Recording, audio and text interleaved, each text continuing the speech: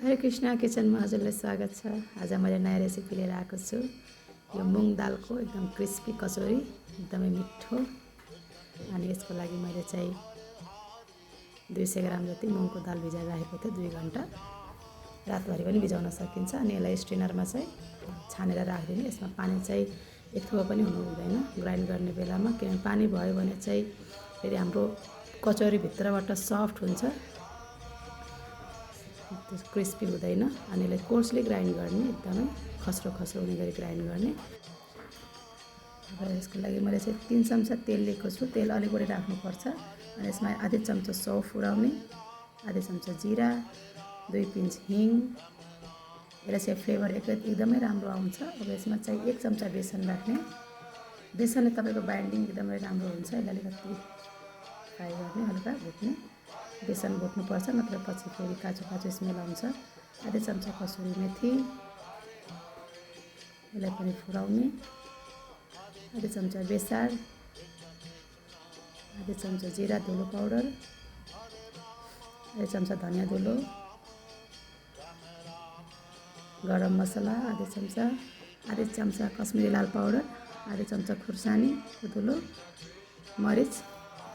तपाईँले आफ्नो पिरो कतिको अनुसार चाहिन्छ त्यो अनुसार राख्न सक्नुहुन्छ। यसलाई सबै फ्राई गर्ने, भुट्ने।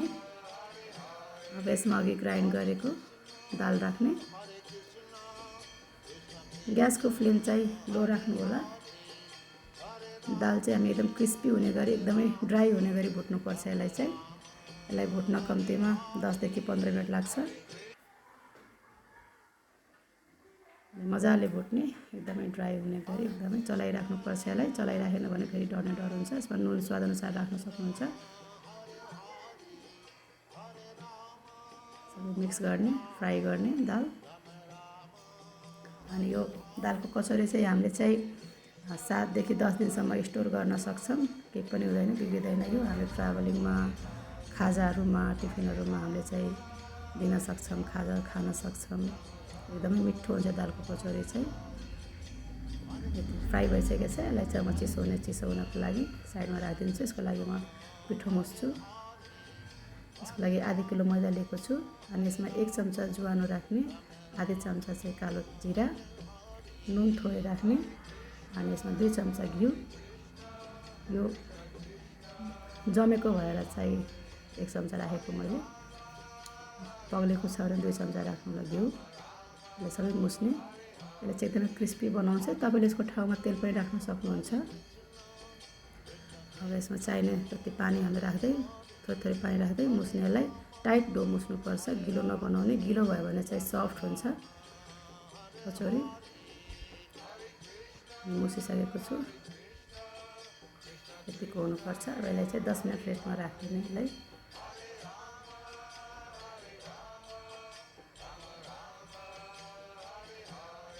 म 10 मिनट रेस्टपछि चाहिँ अब यसलाई चाहिँ म डिभाइड गरेँ 2टा भागमा। त्यसपछि यसको थोरै सानो सानो डो बनाउने। पुरी जत्रो पुरी बनाउँछौँ, पुरी जत्रो लिने, सानो सानो। सजिलो छ एकदमै बनाउन, सजिलो छ, सरल छ, घरमै बनाउन सक्छौँ। एकदमै समय पनि थोरै लाग्छ बनाउने बेलामा। यसलाई चाहिँ अब सानो बेल्ने, सानो पुरीको आकारमा बेल्ने। एकैचोटि मैले 4-5वटा जति बेल्छु, म देखाउँछु।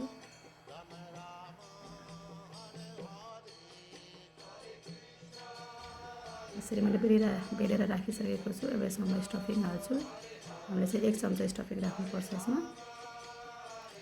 बिस्तारै यसले पोको पार्ने। हामीले मोमो, सबैजनाले मोमो पोको पार्न आउँछ, त्यस्तै गरेर पोको पार्ने। चारैतिरबाट चाहिँ एकदमै यो बन्द हुनुपर्छ। अनि बन्द गर्ने बेलामा अलिकति माथि उठाउँदै यसलाई चाहिँ पोको पार्नुपर्छ, किनभने फेरि तेल फ्राई गर्ने बेला फुट्ने धेरै चान्स हुन्छ। अनि यसलाई बेल्ने बेलामा चाहिँ तपाईँले पिठोहरू केही पनि नलगाउनु होला। त्यही भएर अगाडि नै हामीले पिठो चाहिँ अहिले टाइट मुस्नुपर्छ। पिठो लगायो भने फेरि फुट्ने डर हुन्छ तेलमा। यसरी गरी सबै पोको पार्ने।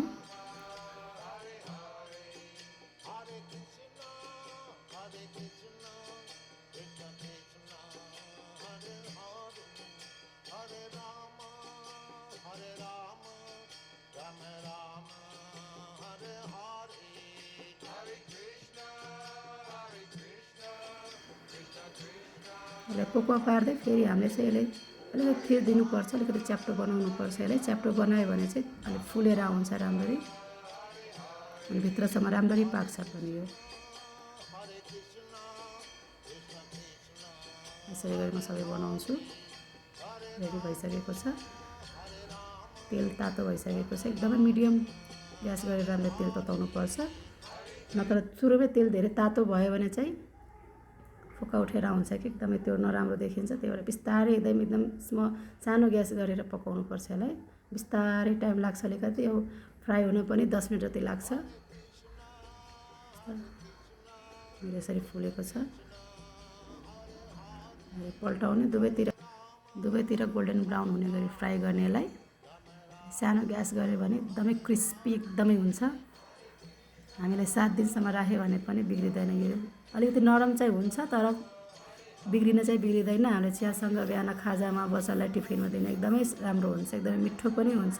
तपाईँहरू पनि एकचोटि घरमा ट्राई गर्नु होला र मेरो रेसिपी कस्तो हुन्छ एकचोटि मलाई कमेन्ट पनि गर्नु होला। कस्तो भइरहेको छ मेरो रेसिपीहरू, तपाईँहरू सेयर गर्नुहुन्छ भने म नयाँ नयाँ रेसिपी अझै लिएर आउँछु। यतिको फ्राई भइसकेको छ। दुवैतिरबाट रातो हुने गरी फ्राई गर्ने एकदमै राम्ररी, हतार नगरिकन यसलाई।